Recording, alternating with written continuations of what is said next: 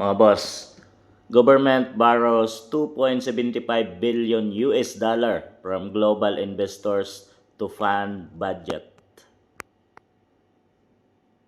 Utang na naman. Wala nang ginawa kundi umutang. Lubog na lubog ng ating bansa sa utang, mga boss. 2.75 billion US dollar. Napakalaking utang nito. Napakalaking pera nito, mga boss. Utang ng utang pero wala tayong nakikitang proyekto.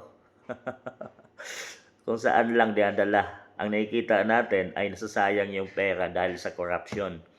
Dito sa kanilang ginagawang flood control projects na malaki. Talagang billions yung kanilang kickback, mga boss. At hindi mga pulido, substandard yung kanilang ginagawa. Kaya naman mabilis na masira ang mga flood control projects dahil sa substandard na mga materyales. So, ganon sila katalino mag-isip, mga boss. Pero umutang na naman ang ating administrasyong PBBM. At di natin alam kung saan naman dadalhin ang perang ito para i-funds, budget funds. So, nako mga boss, trillion ang budget ng Pilipinas sa 2026. So, sana ay magamit ito. Napakalaking pera, mga boss, no, kung magamit sa tama at magamit sa mga proyekto gaya ng mga build sa ating bansa ay talagang malaki ang kaginhawaan para sa taong bayan at sa mamamayang Pilipino. At magkaroon sana ng mga trabaho, murang pagkain, bilihin para sa mga mamamayang Pilipino. Itong malaking perang hiniram na naman, mga boss, sana magamit ito ng administrasyon sa tamang proyekto, mga boss, dahil malaking pera at wala tayong nakikitang proyekto under PBBM.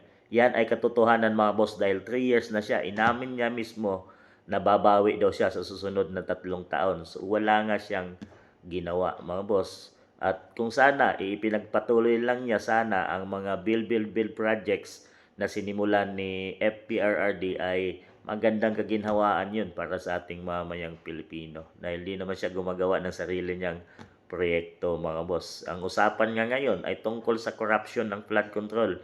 Budget insertion ay hindi pa natatapos, mga boss, na dapat ang pinag-uusapan ng mamayang Pilipino ay ang mga nagawang proyekto ng administrasyon, pero hindi.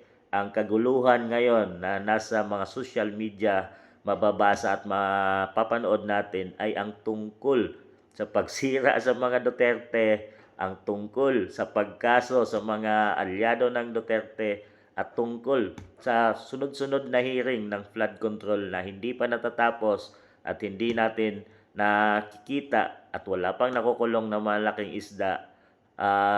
Yun ang nabakita or nababasa natin sa mga social media, at yan ang katotohanan ng legacy ni PBBM 3 years, mga boss.